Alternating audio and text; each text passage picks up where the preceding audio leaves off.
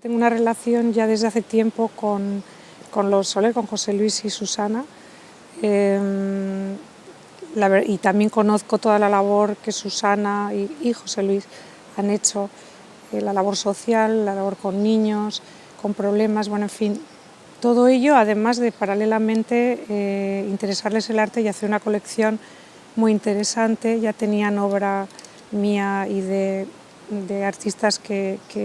aprecio mucho y que respeto, y otros que incluso a lo largo de ese caminar de ellos por el arte, con Vicente Todolí muy cerca, he ido descubriendo también, cosa que es muy interesante para un artista, pertenecer a una colección que además te va abriendo a gente más joven, etc. Y eso, como digo, ha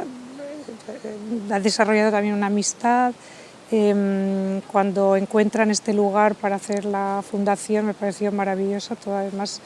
el conjunto de todo ello, incluido la restauración y cómo eso lo iban a cruzar con todos los otros trabajos que hacéis. Y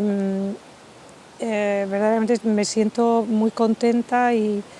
feliz de poder estar aquí, de poder que mi obra esté aquí, espero venir muchas veces, de también tener obra en la colección, y sí, es una